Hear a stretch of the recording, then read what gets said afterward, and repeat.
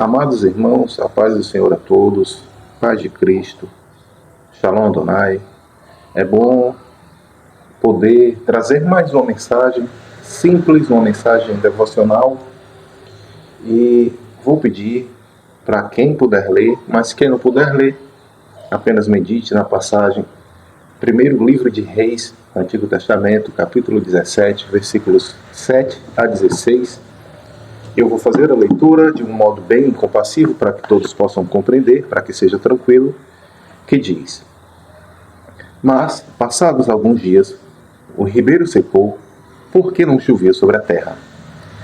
Então a palavra do Senhor veio a Elias dizendo: Levante-se e vá a Sarepta, que pertence a Sidom, e fique por lá. Ali ordenei a uma viúva que dê comida a você, que dê comida para você. Então ele se levantou e foi a Sarepta. Chegando ao portão da cidade, encontrou uma viúva que estava apanhando lenha. Ele a chamou e lhe disse: Por favor, traga-me um pouco de água numa vasilha para que eu possa beber. Quando ela já estava indo buscar a água, Elias a chamou e lhe disse: Traga-me também um bocado de pão, por favor. Porém ela respondeu: Tão certo como vive o Senhor seu Deus, não tenho nenhum pão assado. Tenho apenas um punhado de farinha numa panela e um pouco de azeite num jarro. E como você pode ver, apanhei 2 pedaços de lenha e vou preparar esse resto de comida para mim e para o meu filho. Vamos comer e depois morreremos de fome. Elias disse a ela: Não tenha medo. Vá e faça o que você disse. Mas primeiro, faça um pãozinho com o que você tem e traga-o para mim. Depois, prepare o resto para você e para o seu filho. Porque assim diz o Senhor, Deus de Israel: A farinha da panela não acabará, e o azeite do jarro não faltará, até o dia em que o Senhor fizer chover sobre a terra. A viúva foi e fez segundo a palavra de Elias. Assim comeram ele, ela e a sua casa durante muitos dias. A farinha da panela não acabou e o azeite do jarro não faltou, segundo a palavra do Senhor, anunciada por meio de Elias. Muita gente conhece essa passagem, conhece um pouco da história do profeta Elias, mas imaginando que nem todos saibam quem foi Elias, Elias foi um profeta de Israel, um profeta não literário, ou seja, ele não escreveu cartas, mas narra uma história sobre eles, ele não escreveu livros, não conta suas narrativas, as profecias que ele falou e para quem ele falou, mas alguém escreveu sobre Elias. E Elias tinha profetizado dias antes que não ia chover sobre Israel, não ia chover sobre a terra, até que ele dissesse que ia chover novamente. E não havendo chuva, acontecem muitas coisas, inclusive muitas coisas ruins. A agricultura não funciona direito, os animais não se alimentam direito, as pessoas, por conseguinte, não se alimentam direito e acabam padecendo algum tipo de necessidade, sofrendo algum dano à sua saúde. E Elias, após profetizar, ele vai para um ribeiro e ali ele é alimentado por corvos, ele é alimentado por animais, ou seja, ele tem água e ele tem comida. Mas, como diz o versículo 7, passado alguns dias, o ribeiro secou. A sua fonte de água secou, porque não chovia sobre a terra. E Deus mandou mensagem para Elias, dizendo: Olha, vá até uma terra estrangeira, pertencente ali a Sidom, que é um povo que não é Israel. Eu não sou o Deus desse povo, mas você vai para lá, você vai encontrar uma viúva, e lá algumas coisas vão acontecer. Mas imagine-se, em um momento como esse, numa leitura como essa, nós podemos fazer algum tipo de introspecção.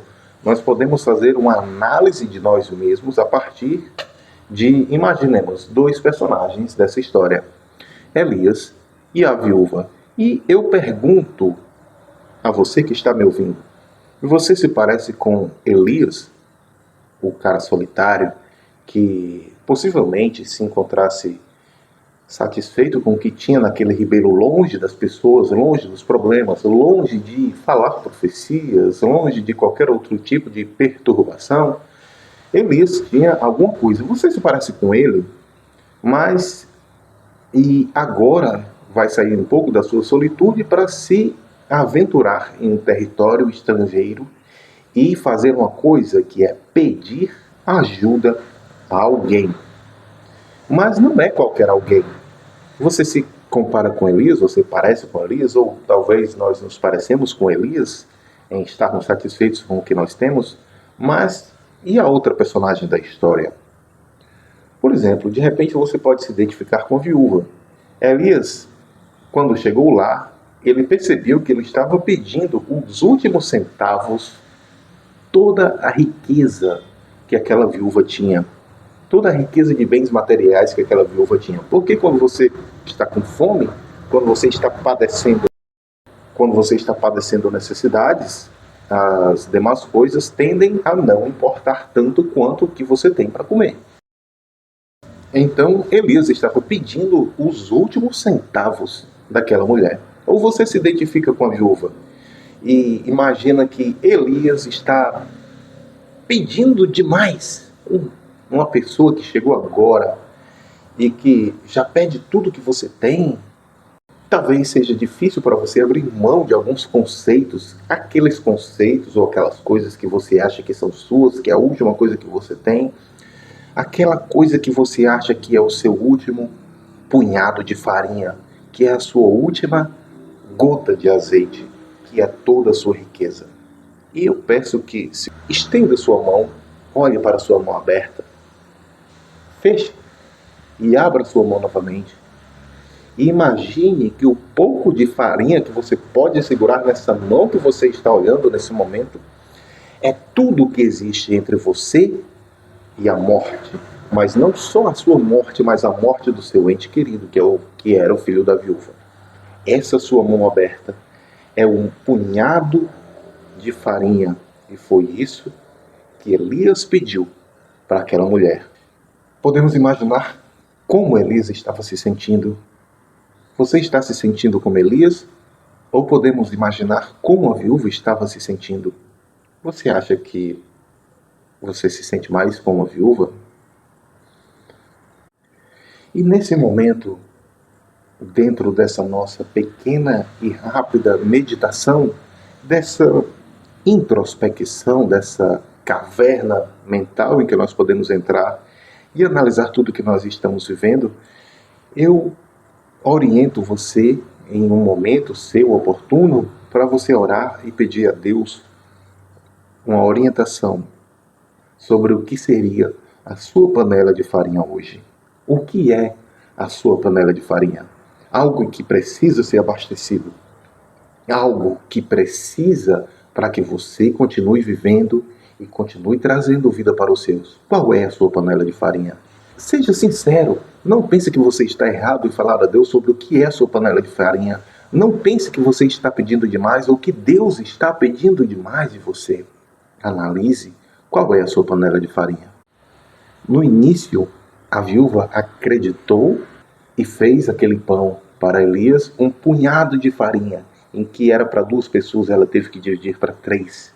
Ela confiou. Mas pense, quando ela voltava naquela panela novamente, tinha farinha novamente naquela panela. Lembre-se, confiar em Deus é um processo.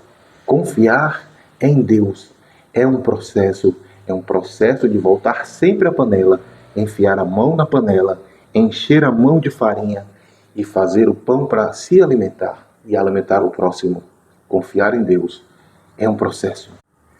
Para finalizar a nossa rápida meditação de Deus, pondere, pense, analise como seria confiar em Deus tanto assim.